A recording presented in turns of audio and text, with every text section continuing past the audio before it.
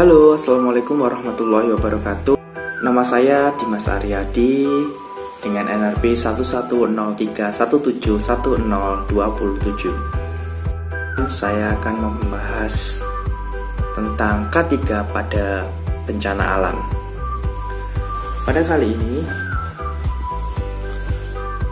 dosen yang mengampu mata kuliah ini adalah Pak Budi Nur Iman. Oke, kita mulai yang dari bab pertama dahulu, yaitu tentang pendahuluan. Latar belakang dari pembahasan ini adalah bencana adalah peristiwa atau rangkaian peristiwa yang mengancam dan mengganggu kehidupan dan penghidupan masyarakat yang disebabkan baik faktor alam maupun faktor non-alam maupun faktor manusia, sehingga mengakibatkan timbulnya korban jiwa manusia, kerusakan lingkungan, kerugian harta benda, dan dampak psikologi. Banyaknya masalah yang berkaitan dengan bencana alam, kehilangan dan kerusakan termasuk yang paling serius harus dialami bersama datangnya bencana itu. Dalam arti mudah difahami dan mudah diterima oleh mereka yang mengalaminya. Bayangkan saja, harta yang dikumpulkan sedikit demi sedikit dipelihara bertahun-tahun lenyap seketika oleh bencana alam. Kemudian tujuan dan manfaat. Tujuan, ada 2 poin tujuan, yaitu yang pertama, mampu memahami ruang lingkup kesehatan dan keselamatan kerja pada saat terjadi bencana alam. Yang kedua, mengetahui penerapan kesehatan dan keselamatan kerja pada bencana alam. Terus kemudian manfaat, yang pertama, dapat menerapkan ilmu tentang K3 pada saat terjadi bencana alam. Yang kedua, menambah wawasan dan pengetahuan K3 pada saat terjadi bencana alam. Bab 2, pembahasan. Pembahasan pertama adalah konsep dasar yang saya ambil dari Undang-Undang Republik Indonesia. Sistem manajemen kesehatan dan keselamatan kerja diatur dalam Undang-Undang Republik Indonesia Nomor 24 Tahun 2007 tentang penyelenggaraan penanggulangan bencana. Bagian kedua yaitu pada tahapan pada pasal 33 yaitu penyelenggaraan penanggulangan bencana yang terdiri dari 3 tahap, meliputi pra bencana, siap tanggap darurat, dan pasca bencana. Pertama, kita bahas dulu yang pra bencana. Pra bencana ini pada pasal 34, penyelenggaraan penanggulangan bencana pada tahapan pra bencana sebagaimana dimaksud pada pasal 33 huruf A, meliputi dalam situasi tidak terjadi bencana dan dalam situasi terdapat potensi terjadinya bencana. Kemudian dari 2 poin pada pasal 34 tersebut kita breakdown lagi. Yang huruf A dari pasal 34 huruf A dapat dijelaskan pada pasal 35, yaitu penyelenggaraan penanggulangan bencana alam, bencana dalam situasi tidak terjadi bencana sebagaimana dimaksud dalam pasal 34 huruf A, yaitu atau meliputi perencanaan penanggulangan bencana, pengurangan risiko bencana, pencegahan, pemanduan dalam perencanaan pembangunan, pelaksanaan analisis risiko bencana, pelaksanaan dan penegakan rencana tata ruang, pendidikan dan pelatihan, persyaratan standar teknis penanggulangan bencana. Kemudian pada pasal 34 huruf B dapat diperjelas pada pasal 44, yaitu penyelenggaraan penanggulangan bencana dalam situasi terdapat potensi terjadi bencana sebagaimana yang dimaksud pada pasal 34 huruf B, meliputi kesiapsiagaan yang diatur dalam pasal 45. Kedua, keperingatan yang dijelaskan pada pasal 46 dan mitigasi bencana yang diperjelas pada pasal 47. Kemudian selanjutnya kita bahas tanggap darurat. Sebelumnya kita tadi membahas tentang pra bencana, sekarang kita akan membahas tentang tanggap bencana.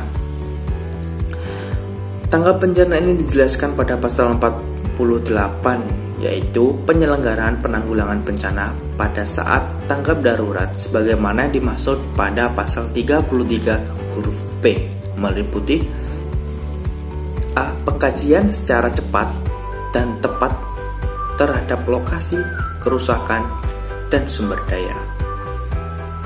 B. Penentuan status keadaan darurat bencana. C. Penyelamatan dan evakuasi masyarakat terkena bencana. Yang D. Pemenuhan kebutuhan dasar. E. Perlindungan terhadap kelompok rentan bencana. Dan F. Pemulihan dengan segera prasarana dan sarana vital. Untuk selanjutnya kita akan membahas tentang pasca bencana. Pasca bencana diatur pada pasal 57, yaitu penyelenggaraan penanggulangan bencana pada tahap pasca bencana sebagaimana dimaksud pada pasal 33 huruf C, meliputi rehabilitasi dan rekonstruksi. Kemudian dari rehabilitasi dijelaskan pada pasal 58, yaitu 1. Rehabilitasi sebagaimana dimaksudkan pada pasal 57 huruf A dilakukan melalui kegiatan A. Perbaikan lingkungan daerah bencana. B. Perbaikan prasarana dan sarana umum. C. Pemberian bantuan perbaikan rumah masyarakat. D. Pemulihan sosial psikologis. E. Pelayanan kesehatan. F. Rekonsiliasi dan resolusi konflik. G. Pemulihan sosial ekonomi budaya. I. Pemulihan keamanan dan ketertiban. C. Pemulihan fungsi pemerintah. Dan K. Pemulihan fungsi layanan publik. Yang kedua, ketentuan lebih lanjut mengenai rehabilitasi sebagaimana yang dimaksudkan pada ayat 1 diatur dengan peraturan pemerintah. Dan untuk rekonstruksi dijelaskan pada pasal 59. Yang pertama, ada 2 poin di sini pada pasal 59, yaitu yang pertama, rekonstruksi sebagaimana dimaksud pada pasal 57 huruf B dilakukan melalui kegiatan pembangunan yang lebih baik, meliputi pembangunan kembali prasarana dan sarana, pembangunan kembali sarana sosial masyarakat, pembangkitan kembali kehidupan sosial budaya masyarakat, penerapan rancang bangun yang tepat dan menggunakan peralatan yang lebih baik dan tahan bencana, partisipasi dan peran serta lembaga dan organisasi kemasyarakatan, dunia usaha dan masyarakat, peningkatan kondisi sosial, ekonomi, dan budaya, peningkatan fungsi pelayanan publik, dan peningkatan pelayanan utama dalam masyarakat. Poin yang kedua yaitu ketentuan lebih lanjut mengenai rekonstruksi sebagaimana dimaksud pada ayat 1 diatur dengan peraturan pemerintah. Selanjutnya kita akan membahas tentang teori K3 pada saat bencana alam banjir. Banjir adalah bencana akibat curah hujan yang tinggi dengan tidak diimbangi dengan saluran pembuangan air yang memadai sehingga merendam wilayah-wilayah yang tidak dikehendaki oleh orang-orang yang ada di sana. Banjir bisa juga terjadi karena jebolnya sistem perairan, sistem aliran air yang ada sehingga daerah yang rendah akan terkena dampak kiriman banjir. Penyebab banjir ada 5. Sebenarnya ada banyak, tapi saya akan menjelaskan 5 saja. Yaitu yang pertama, penebangan hutan secara liar tanpa disertai reboisasi atau penanaman ulang. Yang kedua, pembuangan sampah sembarangan misalnya ke sungai yang akhirnya menghambat aliran sungai dan akan menyebabkan banjir pada daerah tersebut. Yang ketiga yaitu pembuatan saluran air yang tidak memenuhi syarat dan ketentuan. Yang keempat, pembuatan tanggul yang kurang baik. Dan yang terakhir, air laut, sungai atau danau yang meluap dan menggenangi daratan. Dampak dari banjir sendiri ada beberapa, yaitu rusaknya area pemukiman penduduk, sulitnya mendapatkan air bersih karena sudah tercampur oleh kotoran atau tanah atau lumpur, rusaknya sarana dan prasarana penduduk akibat terterjang oleh aliran banjir, rusaknya area pertanian sehingga menyebabkan terjadinya gagal panen, dan timbulnya penyakit-penyakit seperti demam berdarah juga bisa, dan menghambat transportasi darat karena terhambat oleh banjir. Kemudian ada beberapa untuk mengatasi banjir itu sendiri. Yang pertama yaitu membersihkan saluran air dari sampah yang dapat menyumbat aliran air sehingga menyebabkan terjadinya banjir. Nah, ini harus sering dibersihkan seperti selokan-selokan dari sampah-sampah. Kemudian yang kedua yaitu mengeruk sungai-sungai dari endapan-endapan untuk menambah daya tampung air. Yang ketiga, membangun rute-rute drainase alternatif atau kanal-kanal sungai baru, sistem-sistem perpipaan, sehingga dapat mencegah beban yang berlebih terhadap sungai. Jadi kayak memecah sungai agar air dalam sungai itu atau danau atau penampungan di hilir itu tidak meluap. Yang keempat, tidak mendirikan bangunan pada wilayah atau area yang menjadi daerah penyerapan air seperti di pinggir sungai. Itu tidak boleh sebenarnya.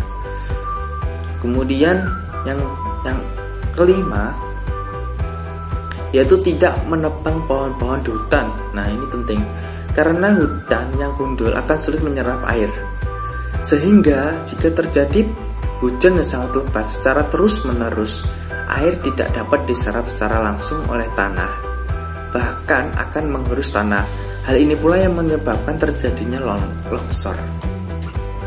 Kemudian yang terakhir yaitu membuat tembok-tembok atau tanggul penahan banjir di sepanjang sungai, tembok-tembok laut di sepanjang pantai-pantai, dan dapat menjaga tingkat ketinggian air agar tidak masuk ke daerah daratan atau daerah pemukiman. Dilansir dari liputanam.com Jakarta, banjir pada awal tahun 2020 diketahui memiliki curah hujan yang lebih tinggi perharinya ketimbang pada tahun 2013 dan 2015, yakni 377 mm berbanding 100 mm dan 270 mm. Meski terbilang lebih berat, namun area terdampak banjir di tahun 2020 hanya seluas 156 km. Berbeda dengan tahun 2013 dan tahun 2015, daerah curah hujan per hari yang lebih kecil namun luas wilayah terdampak, yakni 240 km dan 281 km. Kemudian dari data dan pembahasan konsep dasar dapat dianalisa dari menghasilkan analisa dari pembahasan. Itu berdasarkan data tersebut atau data dari yang dihasil dari liputan6.com tadi, dapat diketahui bahwa terjadi penurunan dampak banjir sangat signifikan selama 5 tahun terakhir. Pada tahun 2020, meskipun memiliki curah hujan yang lebih tinggi pada 5 tahun terakhir, selain itu juga untuk penanganan pasca terjadi bencana banjir telah diperbanyak posko pengungsian korban banjir untuk mengurangi resiko terjadinya korban meninggal.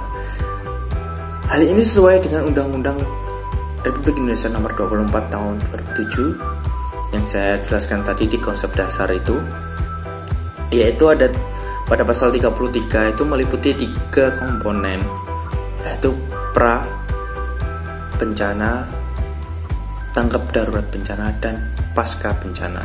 Pra bencana ini dibuktikan pada evaluasi bencana-bencana tahun lalu, seperti memperbaiki misalnya tanggul pada pinggiran sungai agar banjir tidak meluap, terus mengusur pemukiman yang tidak boleh pada daerah penyerapan air dan lain sebagainya.